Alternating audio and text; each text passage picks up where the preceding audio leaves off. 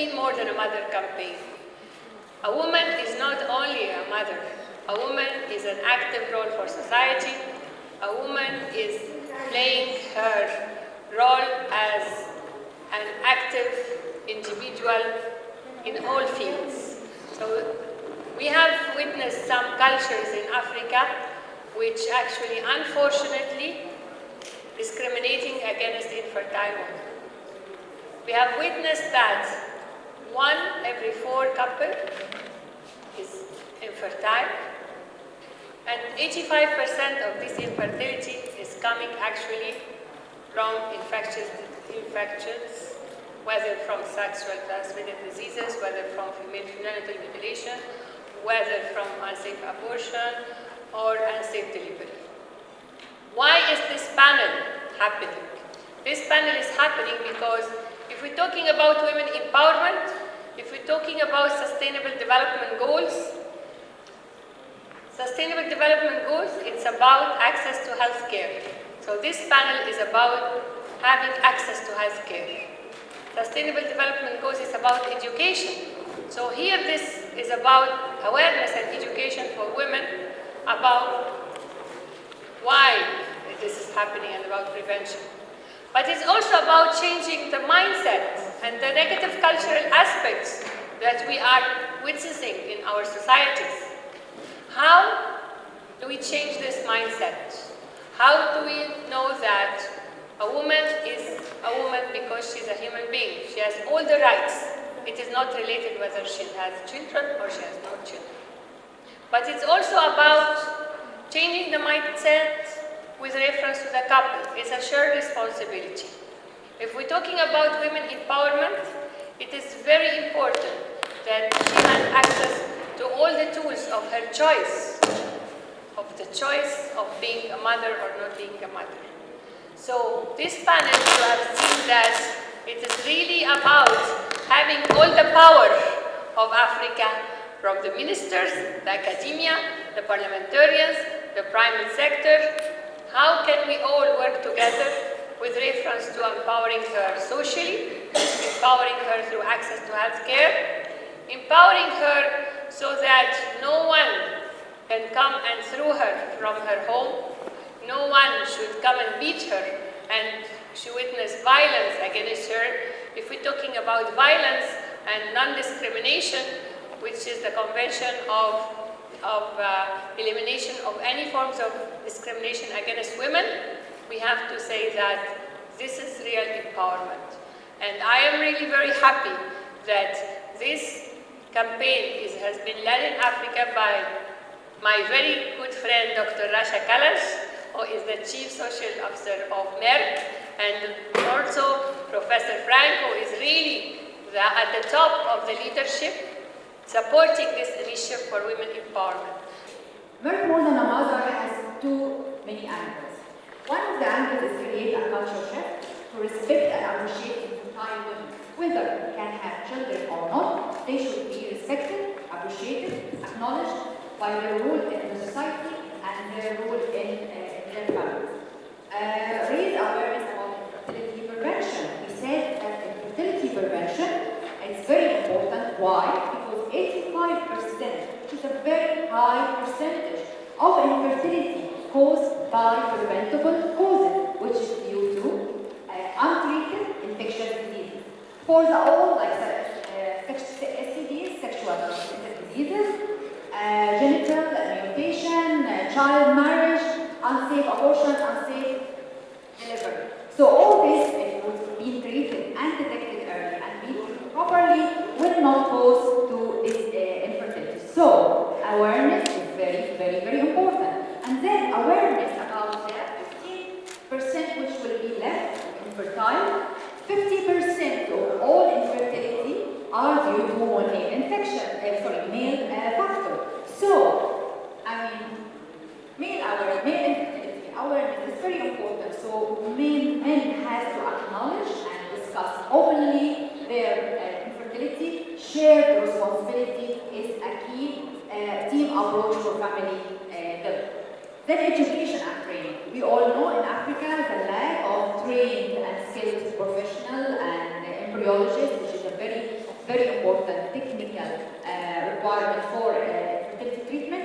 lacking. So we are also supporting education and training for embryologists, and we send our first 2 embryologists to Indonesia for 3 months training, one from Kenya, one from Uganda, and the rest will follow after the success of the first stage.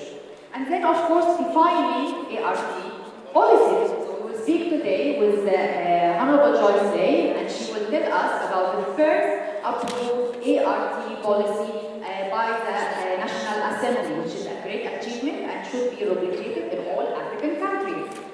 The 4th pillar is building advocacy and open dialogue with government, with policymakers, with academia, with healthcare providers, with media, with stakeholders, different relevant stakeholders that we are doing today.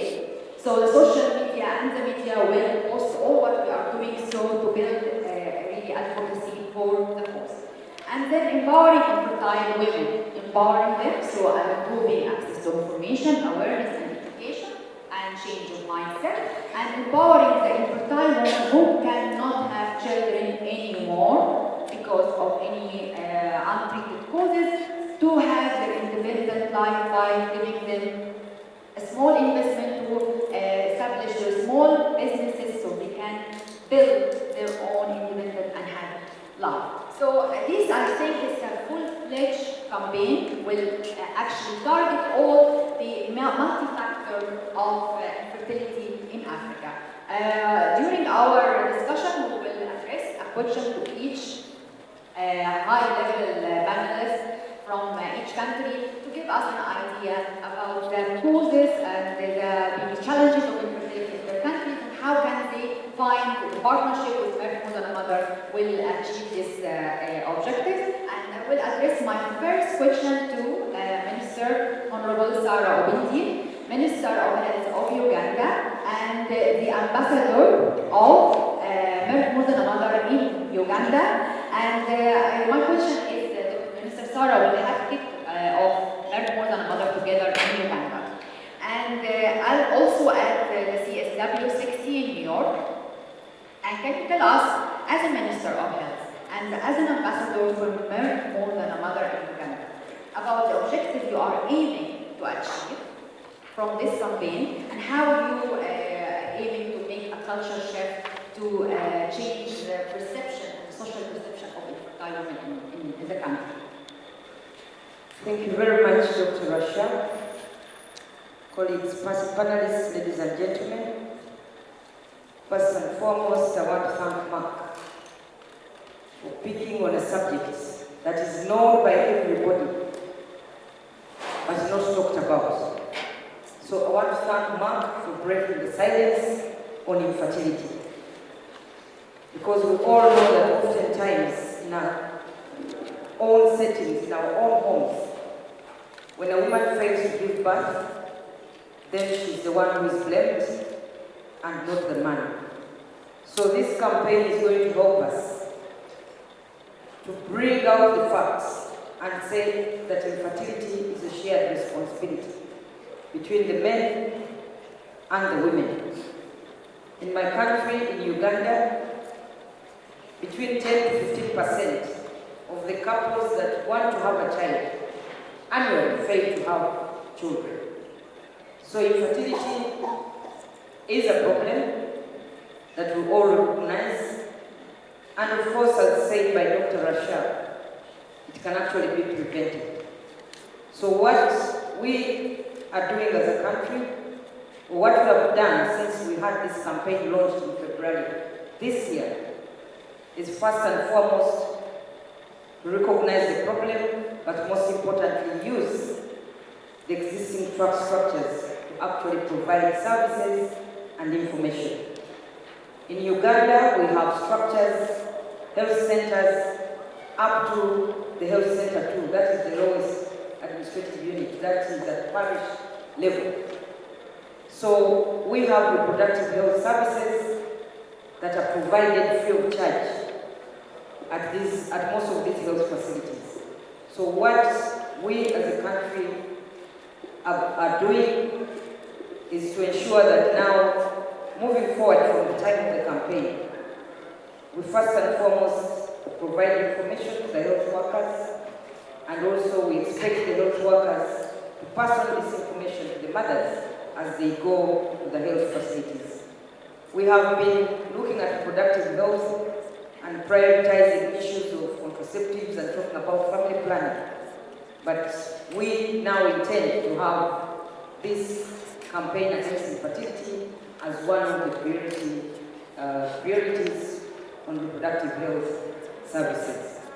So, ladies and gentlemen, of course, Uganda also, we have had challenges regarding services to the mothers or the women and men who are infertile. Most of the services are provided, actually 5 clinics that provide, or hospitals that provide this service are in the capital city. So you find the countryside, the women in the rural areas cannot access this service.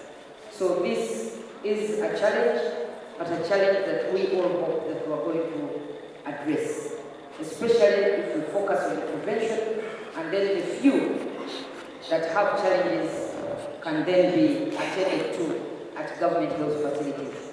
And of course, we hope that with this awareness that we are going to raise, we shall be able to also reduce the stigma.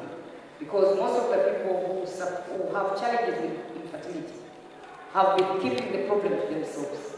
It's between them and their closest families, and they don't speak up.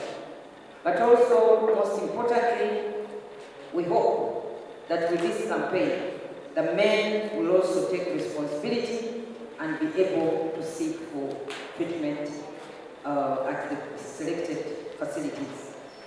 As a government, of course, we are privileged that currently the government of Uganda is putting up a 320-bed women's hospital.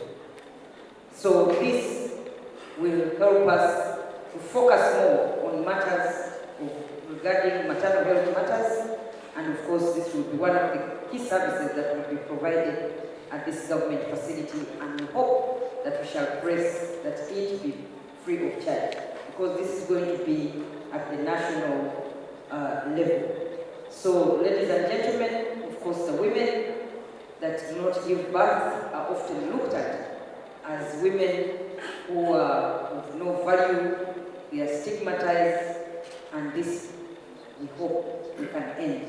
Every woman must be looked at as a woman, irrespective of whether she has given birth or not. You don't have to know me as a mother of so and so.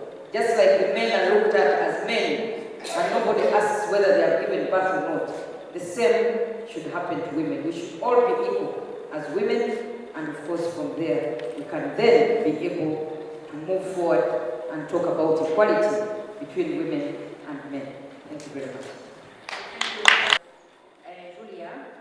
Minister of Gender of Liberia, because you raised a very important topic when we were at the CSW 60 in International Hormonal Mother, and you said something about women are culture keepers.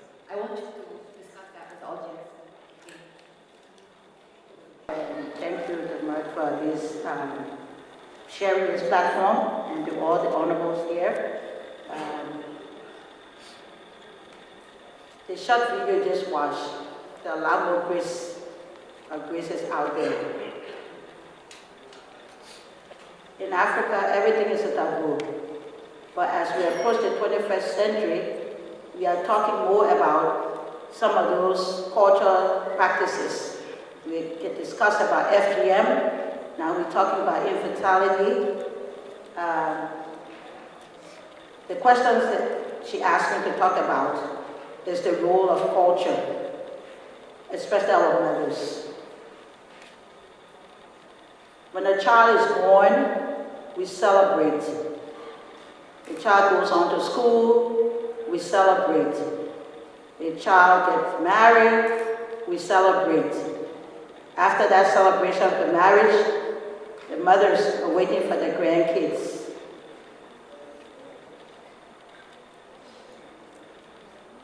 The pressure starts on the family. The pressure comes from the mothers, us. It is not time that we change our minds and change our attitudes as we look at cultural norms and traditions. culture and traditions can be modified. They can be changed. A woman's rights, like Hillary Clinton said, is a human rights issue. Most time, as mothers, we try to please our men, our male counterparts. In our society, when FGM is performed, it's done by women. It's not by the men. In our society, when the daughter reaches puberty, the mom is waiting to see when she's going to get married. We need to change the way we do things. We need to change our minds. We need to change our attitudes. We need to treat our daughters equally as we treat our sons. You send the daughter to go fetch water while the son is playing football. Because in my country, you want him to be the next George Weah. But now it's changing. Everybody wants their daughter to be the next Ellen Johnson Sirleaf. Never a time in the history of Africa anybody thought a woman would have been president because of our own culture and tradition. If we have to improve human rights, if we have to improve the rights of women, if we have to give our girl child the opportunity to go to school as equal as the boy child, we have to change our mindset. We have to change the way we think about tradition and culture norms. Traditions are fine, don't get me wrong, I love my culture, but they can be modified. Those bad practices that has to do with human rights, women's rights, those parts can be modified. Infertility, like she said, is not just from the woman's side. Let me tell you a story. My cousin and I got married at the same time. Both our parents were waiting for grandkids. I had 2, and my cousin had none after 5 years of marriage. The husband's parents got impatient, and they both separated and went their different ways. Right after separation, my cousin got married to another guy and had twins. And the husband she divorced up to today has none. So it's not always the fault of the woman, but in our culture we always think it's the woman's fault. It's not time for us to speak out.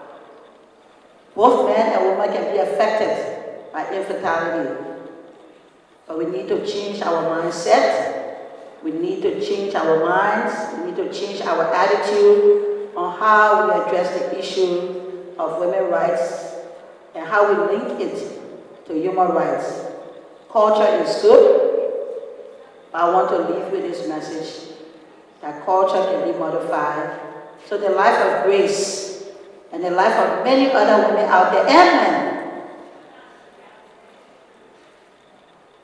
can know that it's not their fault. It can be corrected. It can be fixed if we all give them the kind of support instead of blaming them. We want to be grateful to right that started in a few African countries. We hope that this campaign can be extended to other African countries so that the message, the awareness can grow. You have the issue of fistula. You have the issue of FGM or cutting, early marriage, teenage pregnancy. Let us add infertility to that list. And let us continue the campaign from a regional level, sub-regional level, to a continent level. I'm glad to see all of the parliamentarians here, the academians, the executive civil society.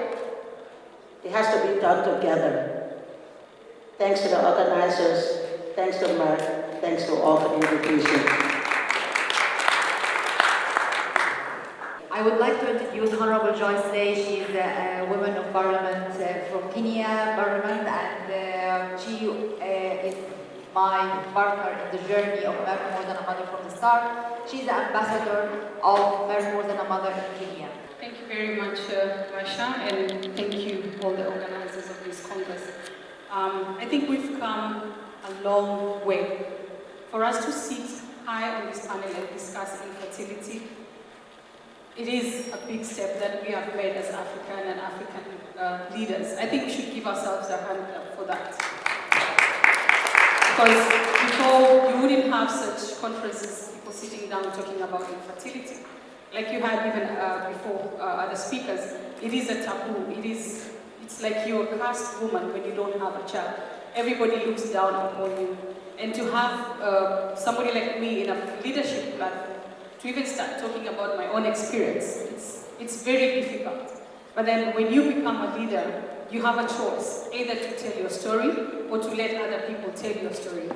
So I chose that level of saying, this is the platform that the people have given me. I have to use this platform in order to create awareness so that other people before me or behind me would not go through the same problem.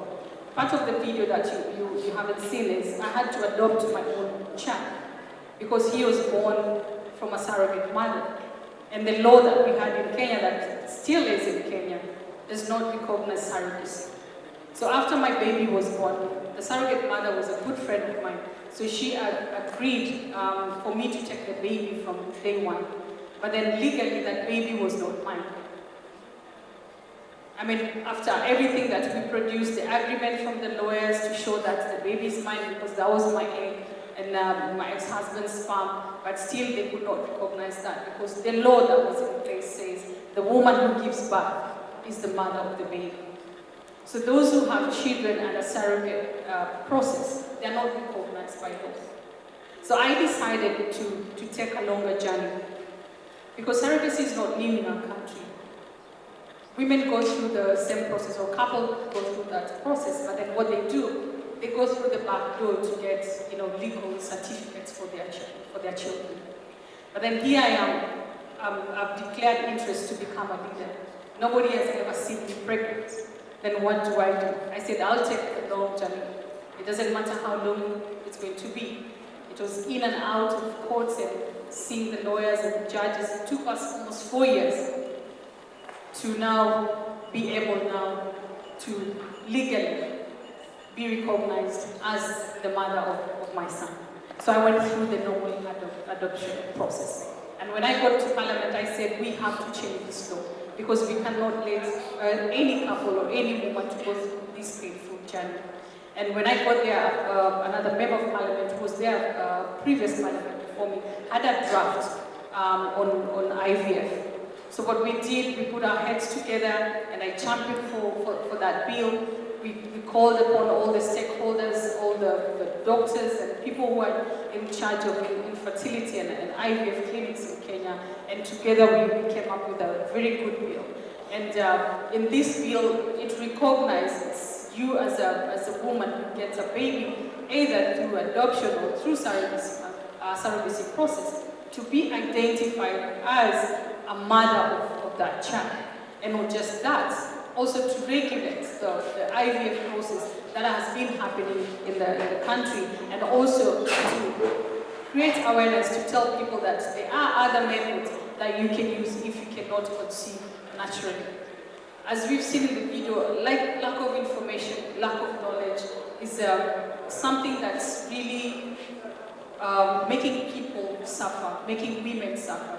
Women are the ones who carry all the embarrassment, they carry the shame, they cry tears at night. And sometimes they're not the ones who are carrying that problem. It is a shared responsibility. I want to thank Merck because through this initiative, it has opened up conversations. It has opened up, talking amongst the men. Men are coming out also to talk about their problems. And one by one, we're seeing them accompanying their spouses to the clinic, so that they know that it's not just a woman's problem, but also a man has that problem too. And we're happy because now, just 1 week ago, we passed we changed from IVF bill to assisted reproductive technology, so that now we can cover all the other methods that are available, not just IVF. So already we passed that bill at the National Assembly, and it is the first bill actually in Kenya.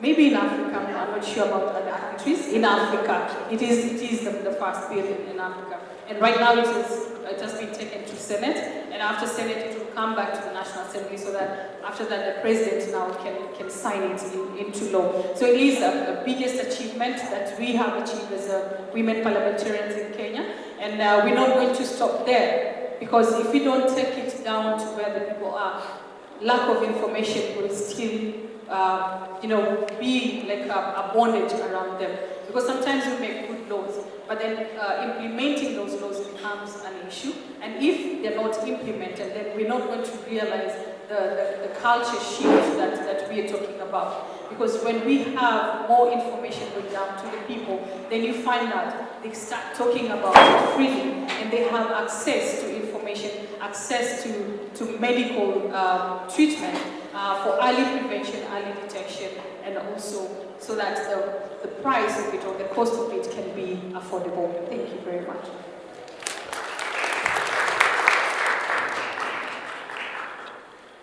Professor Frank, you see we have seen, yes, we have seen how the last speaker is talking about Merck, and that it paved really the way for discussing this very important topic, which was a taboo, which was actually, I think it's the first time in Africa's history to really talk about this.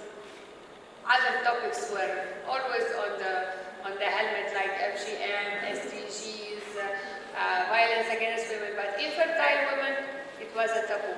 What do you think that Merck really opened this? How do you see that the success factors behind it?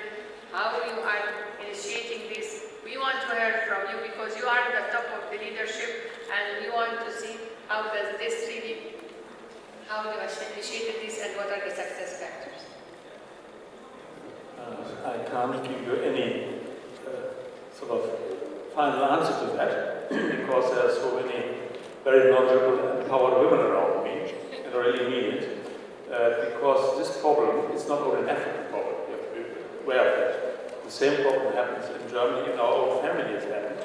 The moment a woman is not doing what God has given her to give birth to children, she's stigmatized. Never the man, always a woman, and that's awful. Yeah?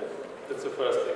Second thing is, even in Germany, where we say we are a relatively advanced country, this stigmatization is there. So it's not only in Africa. It's probably much worse here, because you are living in far more traditional societies. Still. Yeah. So what can we do? See, when we designed our Africa strategy at Merck in 2012, we started. So we said, look, we really have to go to Africa. We have been here before, of course, in Northern Africa, we have been in Southern Africa, but in West and East Africa we haven't been. So we said, we have to go there. Of course, we are a commercial company, that's not a secret, but on the other hand, because we've got the financial means, we can do a lot of things. So it's one stone after the other. There was a capacity advancement program, and of course, and now Merck more than a mother program. And many more will follow. It's about cancer, it's about diabetes, it's about infertility. And to do this, we have to work, what I said before, closely together with the governments. Yeah? But at the end of it, yeah, all we can do is teach, to give advice to women, to teach, to try to overcome culture. And I tell you what, to change in culture is a harder thing to do. It takes a lot of effort from all. It has to come from top down, but it has to come from the bottom as well. And if you see this really very hard-moving testimonies, on all levels, also yours,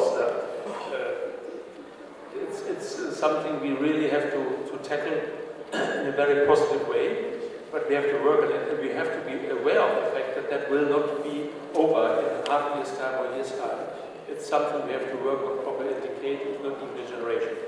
The best way to do is by giving example, by giving testimony, by governments to help. And I remember one discussion I had some 1.5 years ago with a German minister. She was a junior minister, but still a minister, about exactly this problem, of the refunding of treatment of infertility in Germany. And she said to me, infertility is not an illness, why should we refund it? But you see, even in those levels, there's no acknowledgement of it. So, It's hard work, it's an uphill struggle. I think it's a very worthwhile course to take on. As I said many times before, we need the help of the governments, we need the help of NGOs, we need the help of women to come forward and speak up and to try to change it. Can't say anything else to it. It's not easy, but we will succeed in the end of the day. I'm absolutely convinced.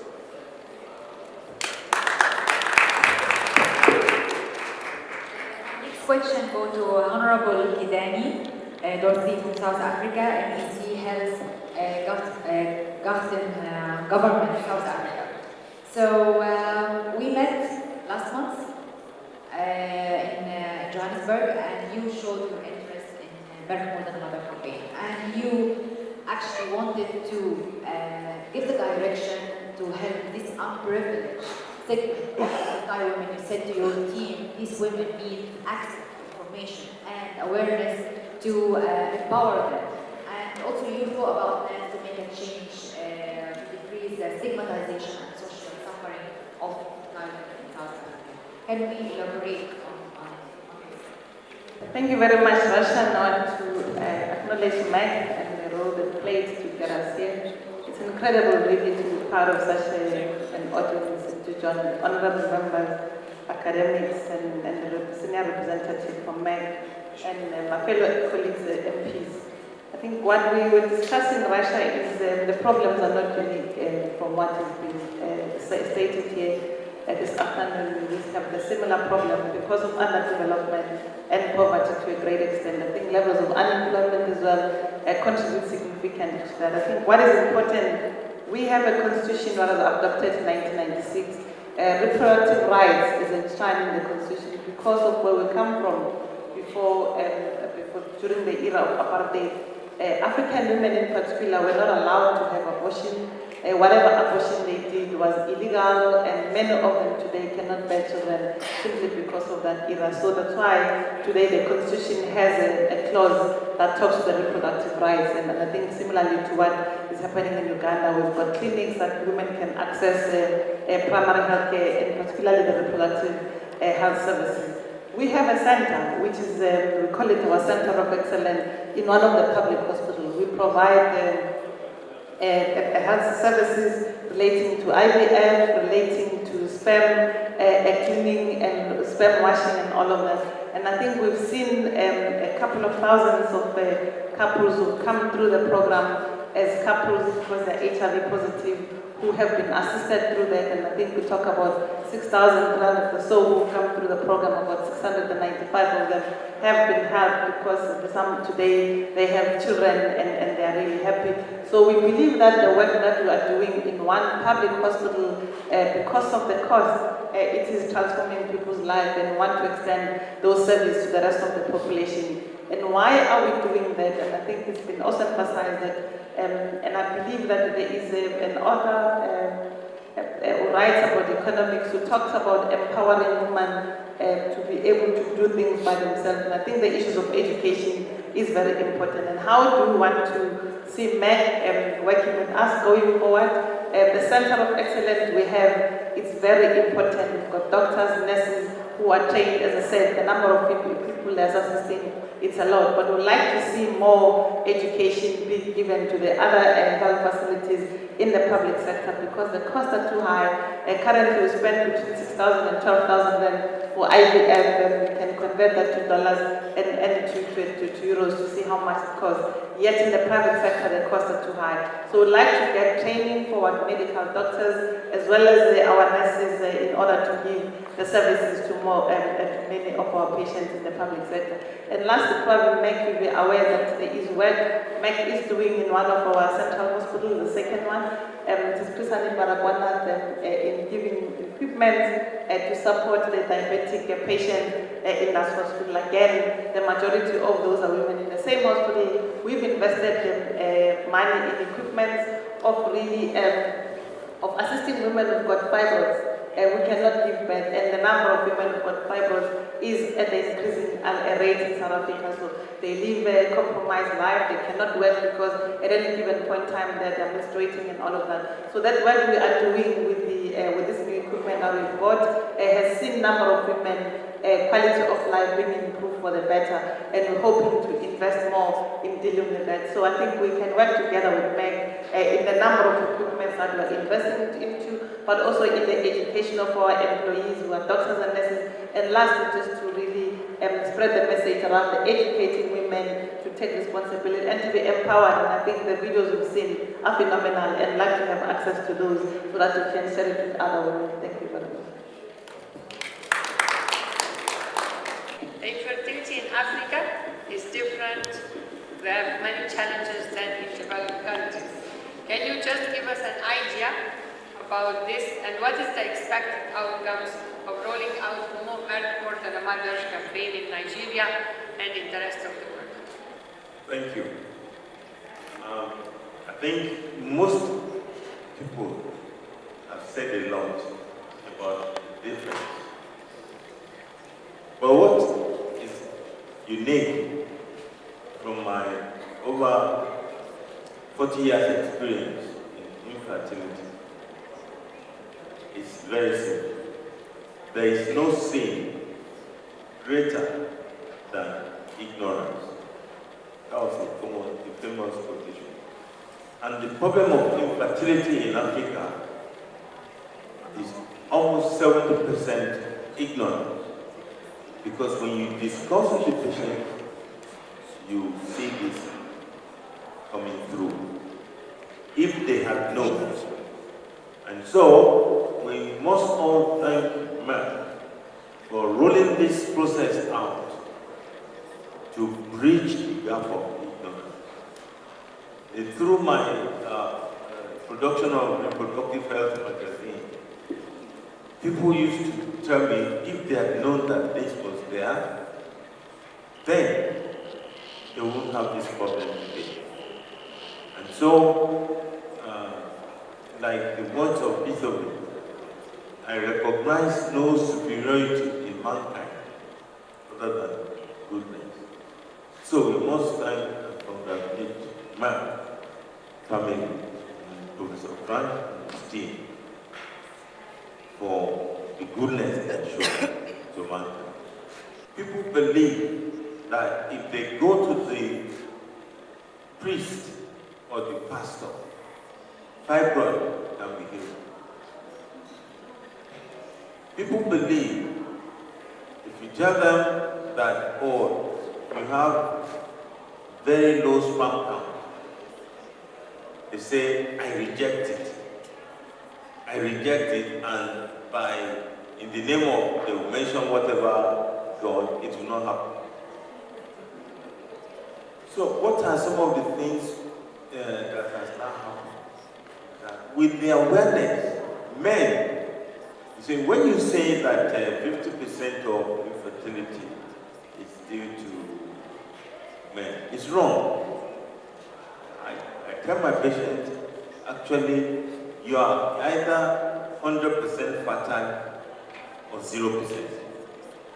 And in most cases, when these men have infertility, the wife is normal, but the man does not come to the clinic. So you are busy treating this normal patient, and sometimes this normal patient, they go to doctors who perform surgery on them. And they perform surgery and surgery. And by the time you see these patients coming for in vitro fertilization, the man has 0 sperm. So, in the guidelines now, and I think we will pass the WHO guidelines to most, which is now being circulated to most people in Africa. Sperm analysis is the easiest thing to perform in infertility process. So men must accompany their wife to the clinic. It should be a mandatory thing. And we found out that when men follow the wife to the clinic, the success rate for fertility is higher. So, and there are so many other levels ignorant. And what I can now tell you is that 20 years ago, I could not tell people that my clinic is a fertility clinic. In fact, people could not want others to know that the baby they have was through seeing a doctor. That is how bad it is. But today, people are now coming and saying, yes, my baby was through surrogacy. So there is now acceptance. And so we're on the road to improvement for the benefit of mankind, especially for women. So I think, and for mother. So I think I'd like to cut the discussion short and leave it at this point. Honorable Betty Amongi, Chair of Ugandan Women Parliamentarian Association. What is the role of Parliament, you think, or you believe, can improve access to fertility care and effective fertility care, and how the women in Parliament can contribute to changing social perception of fertility in Uganda and Western? Thank you very much. I think from the two video, we draw two clear lessons. One, that there is need for a legal framework within which to support different scientific initiatives around assisted reproduction. When you hear what Joyce went through in that video, as parliamentarians, I think we must applaud her for the stand she took to go through presenting the bill and passing it at the level of Parliament now waiting presidential assent. I think, thank you very much and congratulations, Joyce. To that effect, I think as members of Parliament, our role is to ensure that we make laws that will ensure that the private sector and government can engage in research and all the essence around fertility treatment and assisted reproduction. Issues around surrogate mothers, even issues around adoption is still a contestation in many African countries. So this is something which, as parliamentarians, is very important. The second aspect where we need to look at is budget allocation. These are sometimes very expensive venture for government, and if as parliamentarians we don't bring it in the forefront of the public health agenda within the parliament, it becomes very difficult. So as women in parliament, we do understand, we do know what women like the lady who was in the video from Kenya was talking about, how she was tossed around, she grew old, she wants to go back to her where she was born at her home. Even the family members are chasing her away, that you no longer belong here. Those are two prone approach. As parliamentarians, we can make laws on removing those cultural barriers that subjugate women. Secondly, to put budget so that local women, even from the villages, the rural areas, can access fertility treatment through ensuring that Ministry of Health establish treatment centers and clinics in the rural hospitals and rural health centers where women like the one we have seen can access those treatments. We need to give information because all the women, we come from constituencies. We are voted by the electorates. If we can let them know the information through education, through information, through pushing the campaign not at the city, but the campaign at the constituency level, so that women know the options available women know where they can access the treatment, and women know how they can access that treatment. It's very important, and also ensuring that we appropriate money for training of health workers, the nurses that are manning these centers, the treatment centers. It is our role to ensure we put money in our different budget in our country to build the capacity of the nurses, the capacity of the doctors, because sometimes infertility doesn't present at the highest level where Merck is training embryologists. But there are those that are simple lack of ovulation, which requires simple treatment, maybe at the lower hospital. Some of those treatment of STIs, those are areas that we can support our government, bring the campaign in the forefront, put money and build the capacity of the nurses and the doctors to ensure that they can make necessary intervention to prevent infection and to ensure that they give relevant information to the patient. Thank you. The inability of a woman to become pregnant is a recipe for shame, ridicule, stigma, discrimination, and ostracization. The consequences are denial, access to family traditions and property, divorce, physical and psychological violence. Women who are unable to conceive go to every length to own a baby, including looking for fertility treatment, medication, or even stealing a baby. In most cases, the culprit is the husband who acquired sexually transmitted infection without telling their wife, got partial treatment, their reproductive system got blocked, and they are not able to impregnate the wife. However, all the blame is heaped on the wife. At times, hyenas or men are hired to have sexual intercourse with her without her consent in order to impregnate her. According to the WHO, 1 in every 4 couples in developing countries suffer from primary or secondary infertility. In Africa, infertility is estimated at 85% compared to 33% globally due to infections. The social stigma of childlessness is very high in countries like mine, Malawi, and leads to isolation and stigmatization.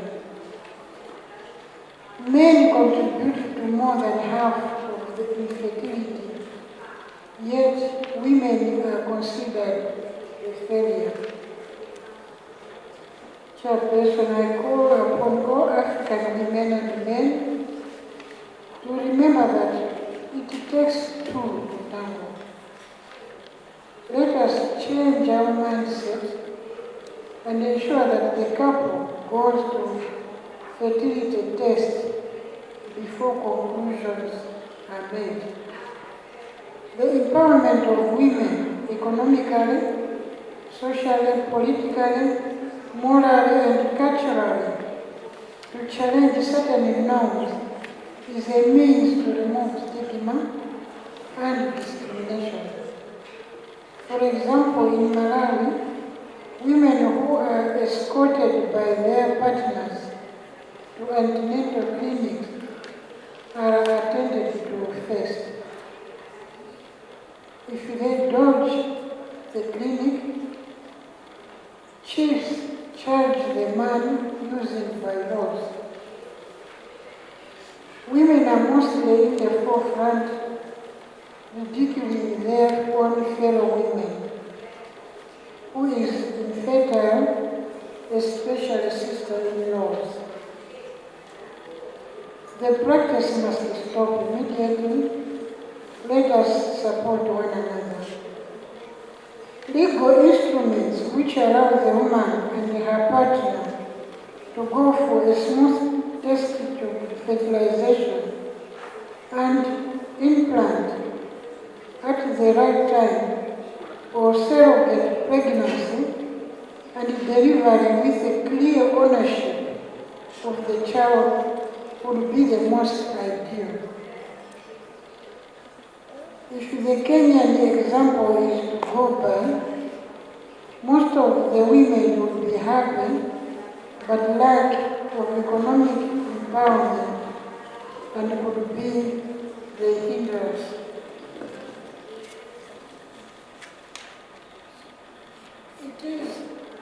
It is high time women should not hire men for childbearing, if not even to be dependent on men for everything. Education of girls, girl child, and economic empowerment of women are very critical. The topic fits very well into today's business. Let the African woman be self-reliant because they are already resilient to a lot of pressures. Finally, Chairperson, through you, Malawi is therefore inviting Merck to launch the program in Malawi this coming October during the World Rural Women's and Mother's Day commemoration. We are ready for the launch. Thank you very much. Thank you very much, Minister. And I would like to emphasize, we've watched Berna today together, and we created Empowering Berna Initiative. This woman cannot have children anymore, cannot be treated anymore. We decided in Merck to support these women who cannot have children anymore by establishing small business in partnership with African Allies for Women Empowerment, so they can lead and build an independent and happy life. So I think this will be a great initiative. We started with Berna, we bought for her a chicken farm, and she now will be a small businesswoman. She can depend on herself and make an income. So yes, economic empowerment is very important. How do you see this campaign will make a change? How do you see your role as a senator of the Commission of Health, in partnership with Merck More Than a Mother, to deliver all the objectives of the campaign you heard today and from me during our conversation and dialogue the last 2-3 weeks? Thank you very much. Again, we cannot thank Merck enough for this very unique initiative. When I was invited to come here, it struck me because I've never had this kind of initiative. You know, my going for conventions and health seminars. First of all, of course, the job of parliamentarian is to introduce laws. And we have this summit, parliamentarians from about 5 different countries in Africa, led by Kenya. Since Kenya is the first African parliament to introduce the ARC bill, and I believe Nigeria will be second.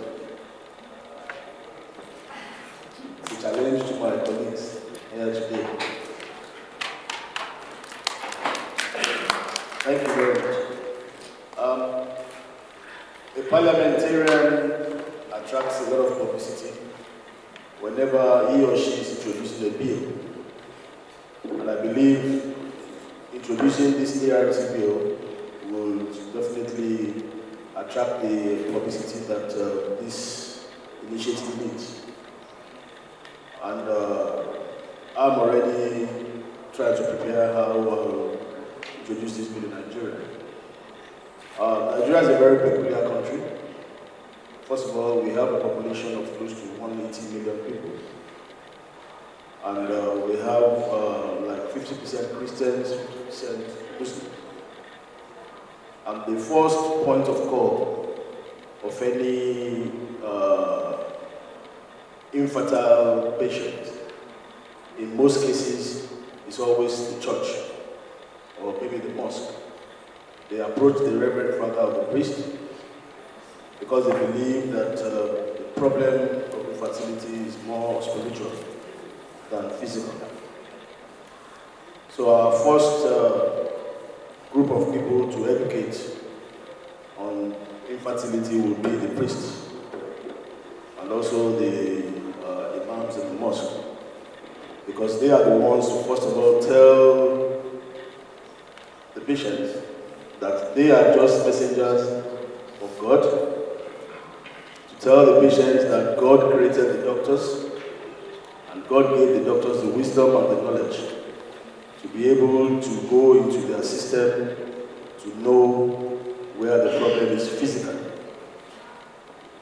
So which is a major agenda in this program, to have a culture shift. Also, the parliamentarians in the country, they have a very big role to play, because we are the ones that campaign all over the country, asking for their votes, and we also have a very good opportunity to educate them. So I intend to educate my colleagues as an ambassador to be of this program, to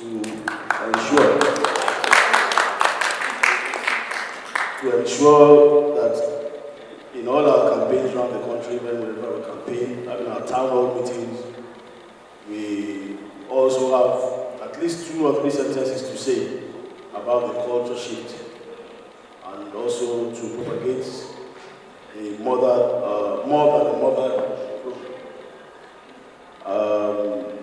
I believe this education is coming at the best time, because in Nigeria today, when you go to one of the churches, because Nigeria has the largest churches in Africa. We have some churches that is populated by about maybe 2 million people in one service. It's in the Guinness Book of Records that we have the biggest churches. So, during those services, the pastor will ask for couples that are looking for the fruit of the womb. They should come forward. And they cause different types of problems. People that have problems with their visas, people that have problems with the school fees of their children. But in all these calls, it's the largest people that come out, number of people that come out are people with the problem with the fruit of the womb, which shows that it's a big problem in Nigeria. And in the peculiar situation here is like we have been saying that it's only the woman that comes up, the man doesn't come up when this problem arises.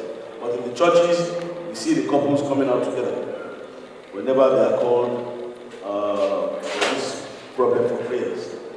So that is also an area where we are going to emphasize that it's the husband and the wife that should seek treatment for this infertility. In closing, assuring Merck that I will do everything in my power to ensure that we make the loudest noise in Africa for more than another campaign. Thank you very much. So I think now we will go to the Vice Chairman of Tanzania Women Parliamentarian Caucus, Mrs. Honorable Susan, and I would like to ask you, what is the social exception of Tanzania. We did not yet address Tanzania in our campaign, and we talked about this campaign actually 2 days ago. And I would like to see your own perspective, and how do you see this campaign will make a change in Tanzania? Thank you very much, Rashia, for that question. First of all, let me say it's true. In Tanzania, we didn't know anything about this, and surely it's an eye-opener for us. And when I got your invitation and see talking about infertility, I was saying, wow, I have to go and see what's going on. Tanzania, like other African countries, we have the same culture. Almost same level of development, and for sure what I can say in Tanzania, we have this problem of infertility because we are not an island. We have the problem of fertility, although I don't have statistical data, but I know there are many women who are suffering, the same as what we saw from the video, and that woman was talking Swahili, which is also my language. And for those who didn't understand, the first clip actually that woman was so much disconnected from the husband. She had stigma, and she ended up with diabetes and depression. So that is what you can get when you don't have a child. So what I can say in Tanzania, as others say, we have a problem, and I know there are also myths.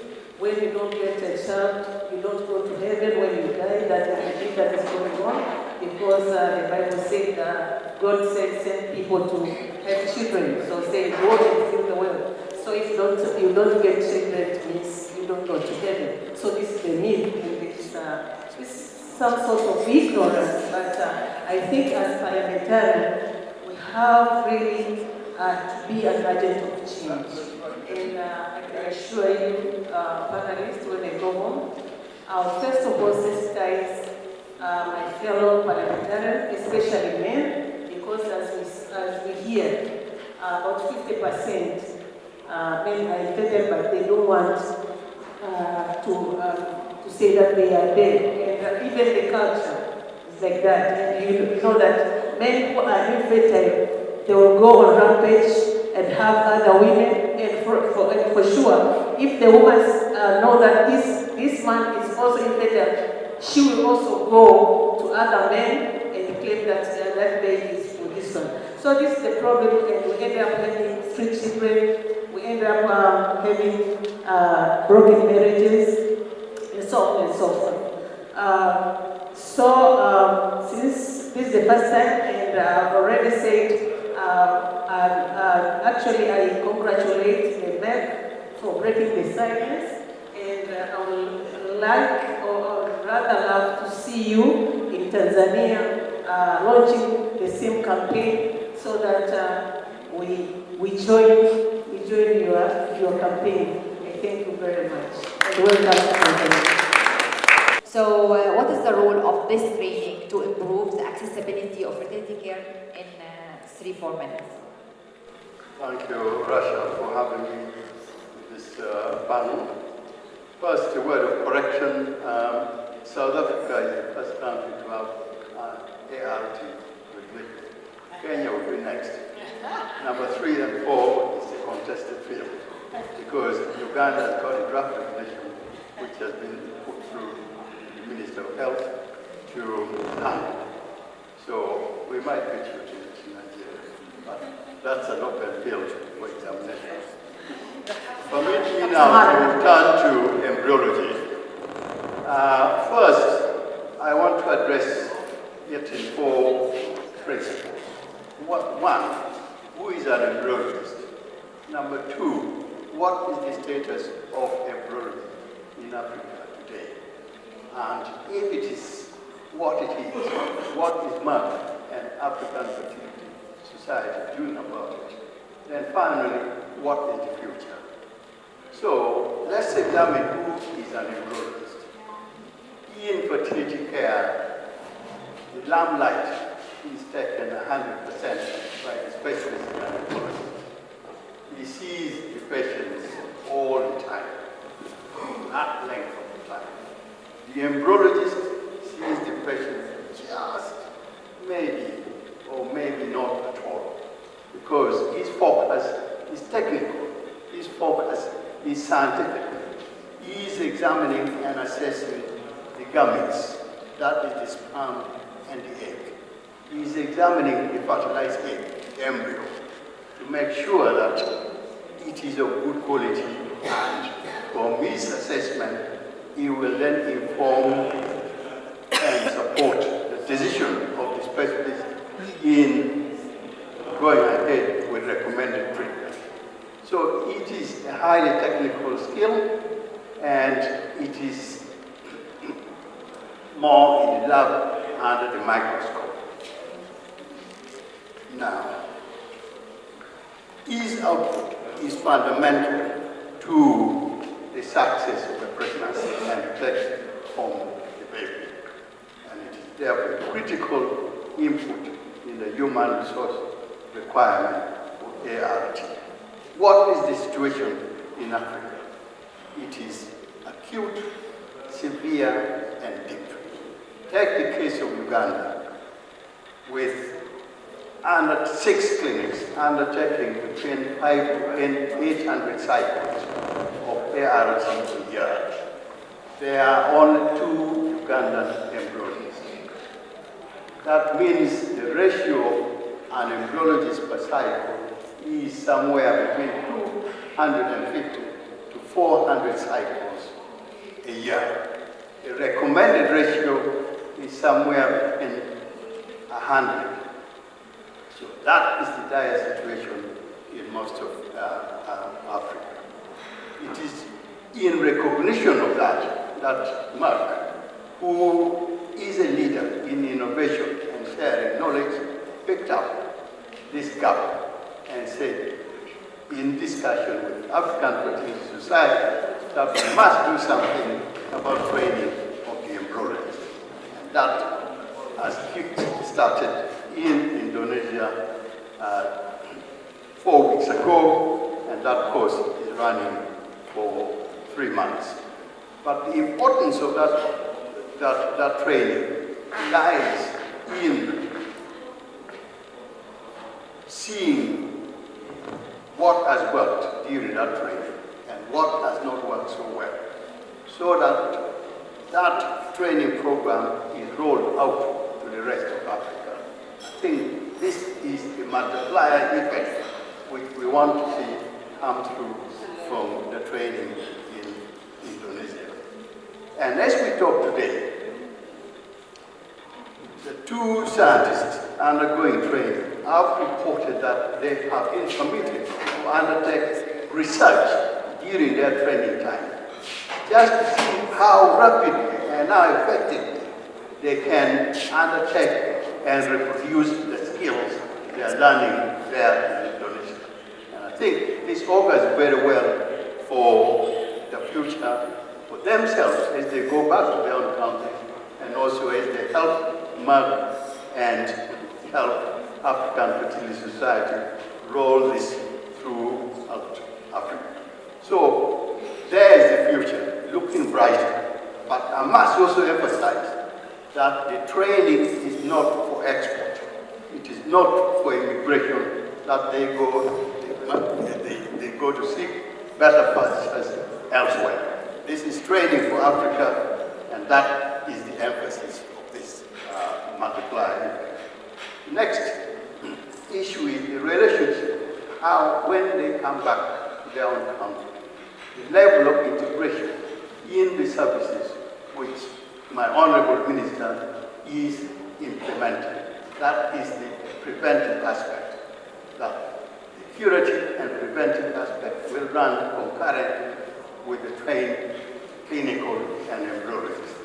And of course, finally, it is integration of that training with the policies of Merck, the policies of African Fertility Society at a regional and a global level.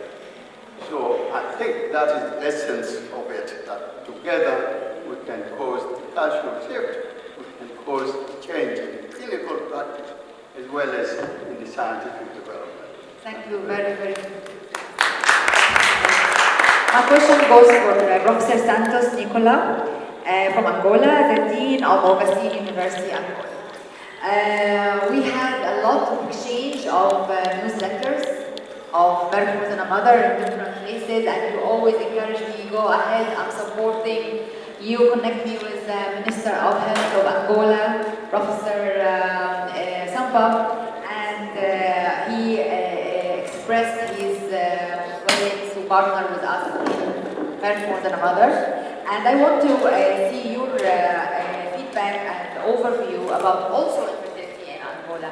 And knowing that Angola and Mozambique are two Portuguese-speaking countries, but I know that they share the same culture and environment with the rest of the African countries. We need to know your perception. Okay. Thank you. El gran problema está en que la mujer está estigmatizada. The biggest problem is that we have a stigma in women.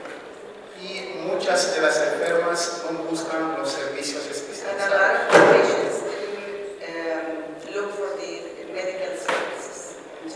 Van buscando a hechiceros, They first look for magic solutions, magicians, curiosos, curious things, lo que resulta en el agravamiento de la condición de esas and the mujeres. result is to increase the severity of the disease. El gobierno está implementando un proyecto The government are actually implementing a project.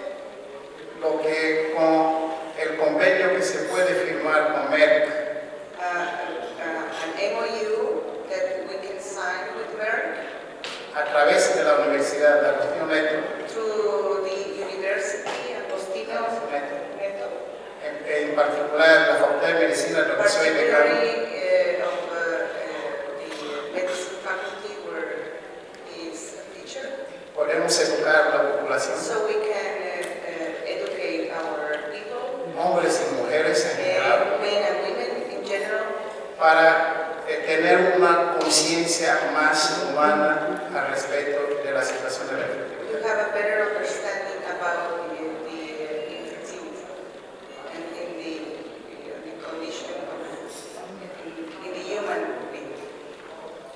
Con estas palabras creo que ya tenemos lo suficiente para decirles With these words, I think that we have enough to say de que esperamos con mucho agrado la cooperación con Merck, that we are hoping and wait for this cooperation with Merck, en particular con la doctora Rasha Keller, particularly with Dr. Rasha, que por segunda vez Angola se hace representar en estos eventos. because of her, Angola is represented for the second time in this kind of events, En menos de 6 meses, in less than 6 months. y con esta actitud acredito que vamos a llegar muy And lejos. with this attitude, I'm sure that we will go very far.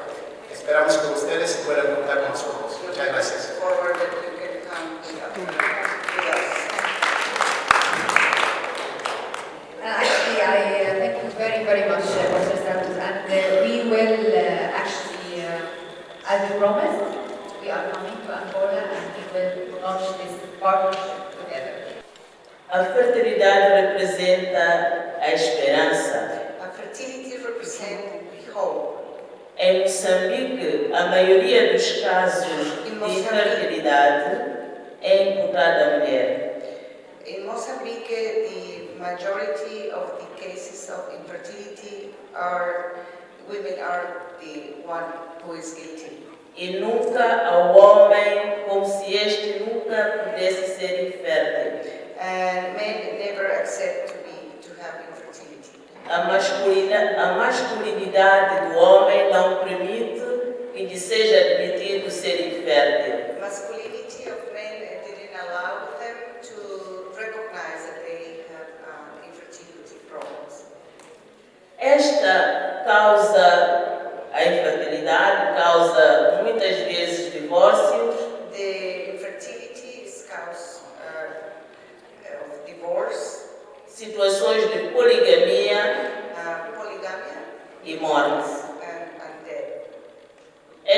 situação estigmatiza a This mulher, situation is a stigma for women, causando sofrimento psíquico, suffering for psychological problems, isolamento social, reject from the society, frustração e desespero. frustration and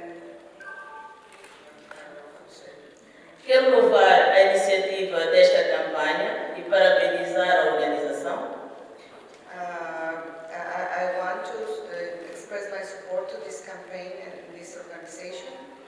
E dizer que nós, em Moçambique, eu estou aqui pela primeira vez, quero agradecer o facto de ser convidada. And it's her first time here, and she wants to express her gratitude for the invitation. É preciso, sim, que sejam convocados parlamentares, governos, associações, para que, a uníssono, levantemos as mãos para a luta da estigmatização da mulher. And I request that the governments, the parliament, and all the associations stand up and raise our hands to finish with the stigma for women. O que é que devemos fazer? But we have to do. Dotar a mulher de informação Give it enough information to women para que ela se possa defender, so he can have elements to fight. porque no nosso continente a informação é um grande déficit. Because in our continent, information is a huge deficit. Tendo em conta o índice alto de analfabetismo, Having a very high percent of illiteracy, precisamos de traduzir a informação nas línguas locais, we need to translate the information in the local languages. uso do teatro, On the theaters, a banda desenhada,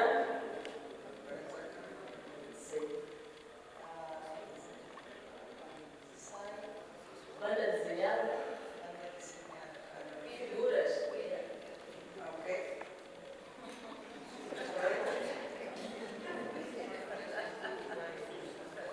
E esta informação deve ser expandida para as zonas rurais This information has to be in the rural areas e não apenas nas zonas and urbanas. not only in the urban areas.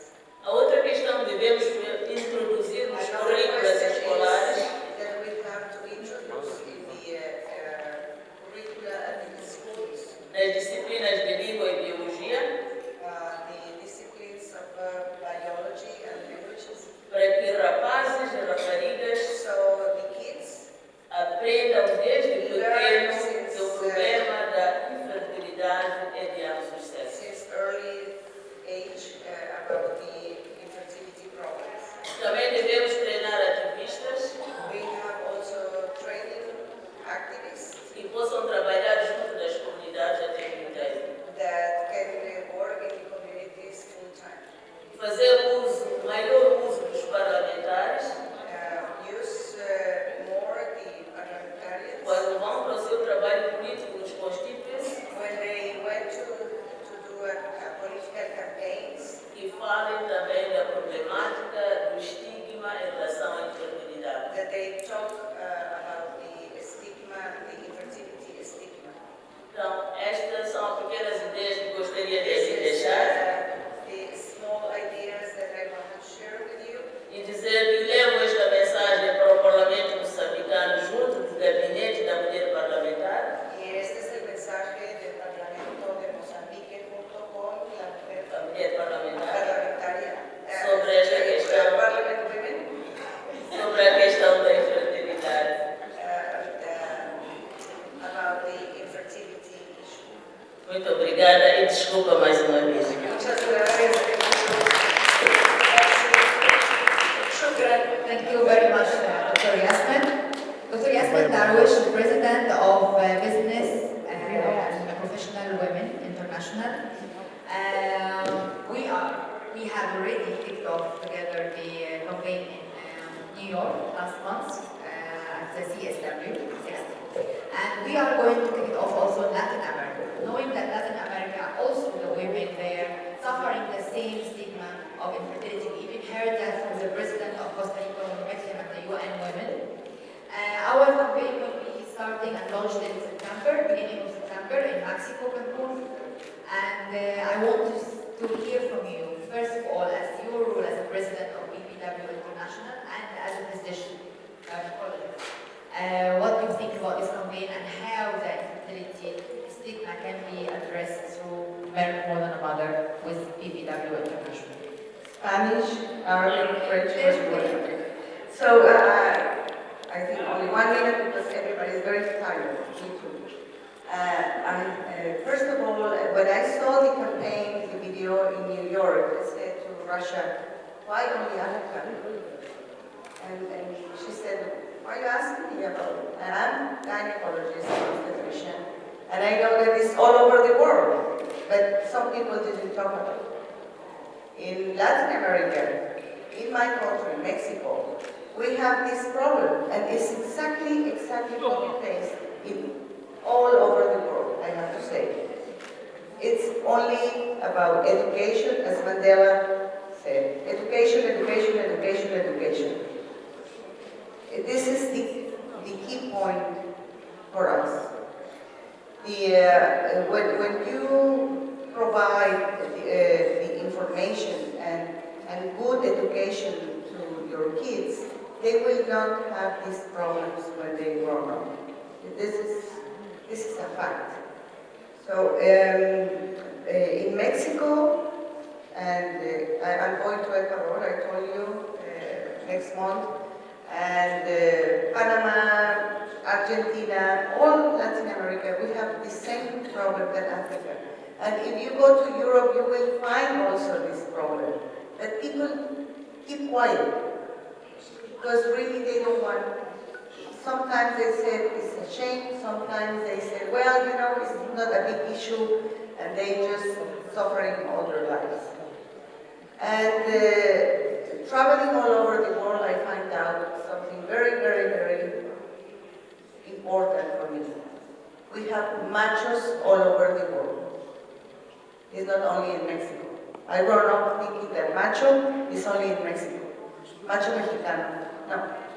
We have machos in Australia, New Zealand. Please explain machos. Macho is like masculine, like very brave, you know, this, you know, macho man. Everywhere. Switzerland, Russia, well, of course, Lebanon. So it's this kind of behavior that is part of our genes, I think so.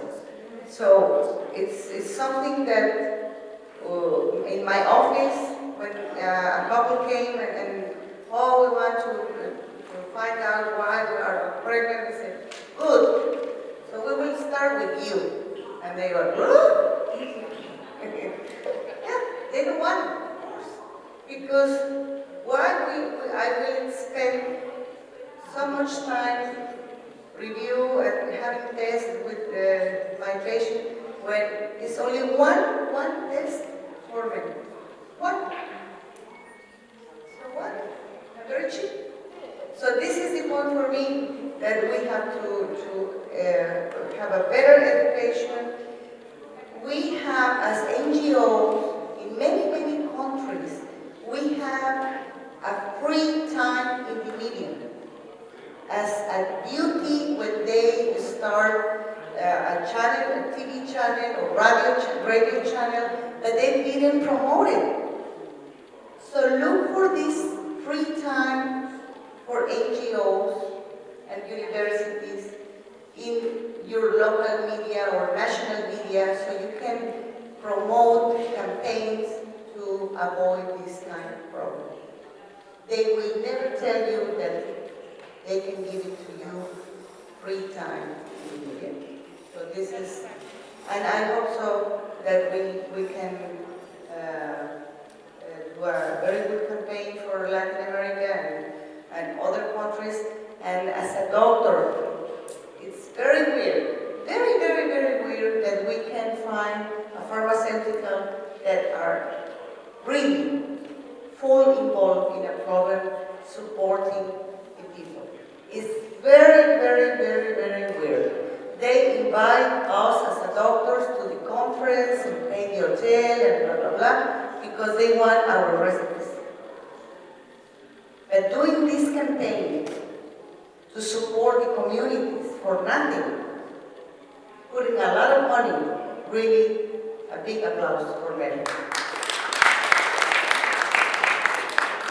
Honorable Laureate Andre, the Member of Parliament of Cote d'Ivoire.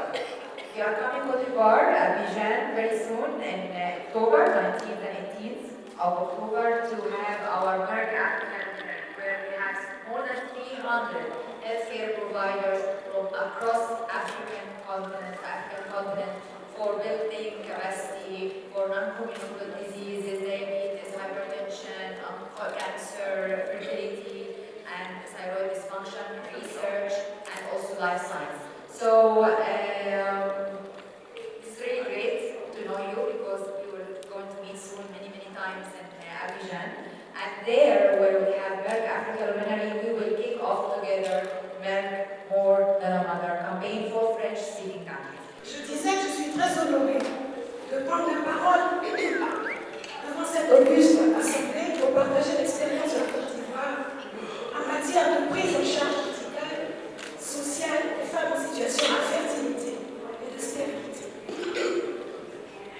Pour ce qui touche la fertilité en Côte d'Ivoire, les statistiques n'existent pas. En raison de la gêne du caractère secret et confidentiel, les femmes divulguent leur maladie et le caractère stigmatisé. Si bien que les prises en charge ne sont possibles qu'à travers d'autres maladies, c'est-à-dire les maladies qui suivent les violences liées au genre, les maladies qui proviennent après l'excision, les maladies qui proviennent aussi après le mariage précoce. Beaucoup de jeunes filles autour de l'âge de 10 à 15 ans tombent enceintes et on peut imaginer les conséquences. C'est à travers ces statistiques-là et surtout les statistiques sur l'excision qu'il y a une prise en charge sociale et médicale de la population. Selon l'enquête démographique de la santé, 38% des femmes âgées de 15 à 45 ans ont été excisées. Par ailleurs, 38% des femmes en Côte d'Ivoire ont subi des actes de violence physique et sexuelle. Les violences perpétrées par les partenaires intimes constituent une atteinte aux droits les plus fondamentaux des femmes et une menace pour leur santé physique, mentale et une entrave à l'éducation et au potentiel. Le gouvernement ivoirien a pris des dispositions légales pour interdire et sanctionner l'excision. Une loi a été prise en 1998, mais elle n'est pas suivie des faits. Les campagnes de sensibilisation dans les églises, dans les mosquées, à travers les communautés les plus sensibles, ont été entreprises, sans grand succès non plus. Plusieurs mesures ont été prises pour renforcer la politique de protection et de promotion de la femme contre les violences. Les plans nationaux d'action ont été mis en œuvre après la résolution 13. La feuille de route de la CTF, les stratégies nationales de lutte contre les PDG. Ces mesures permettent la prévention, la protection, le relèvement des victimes et leur réinsertion en vue d'une réduction et même de l'éradication plus effective. En matière de prévention et de prise en charge des fistules obstétricales, 5 centres de prise en charge gratuite sont fonctionnels. 838 personnels de santé ont vu leur capacité renforcée à travers des caravanes d'intervention chirurgicale et 1355 femmes opérées, dont 1207 sont guéries. Au niveau de la prise en charge holistique des victimes de violences, les documents nationaux de formation sont disponibles depuis 2007 et régulièrement mis à jour. 500 prestataires de santé ont bénéficié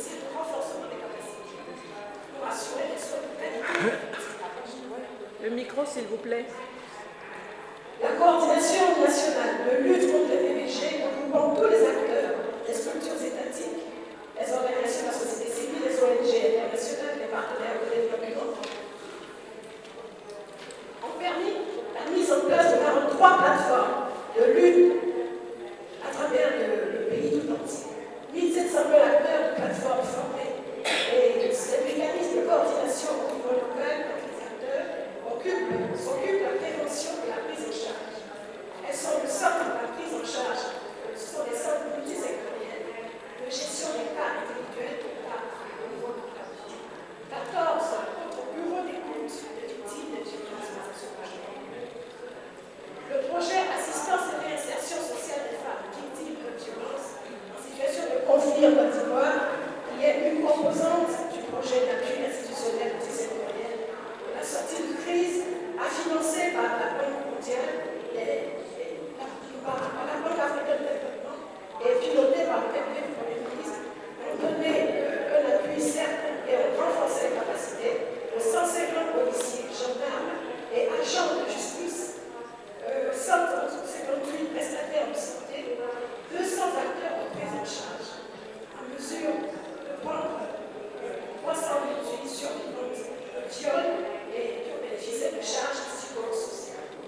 178 victimes ont porté plainte, 546 survivantes de VBG et 183 groupements féminins de plus de 10 000 membres ont reçu des financements de leur projet d'activité sociale. Bien qu'ils ne soient pas destinés de façon spécifique aux femmes infertiles, ces mécanismes permettent de prendre en charge les femmes exposées au risque d'infertilité en raison des violences subies. De ce point de vue, l'initiative de Merck est à saluer et à encourager pour le partage d'expériences et pour une meilleure prise en charge de l'infertilité en Afrique, en espérant voir bientôt en Côte d'Ivoire. Je vous remercie.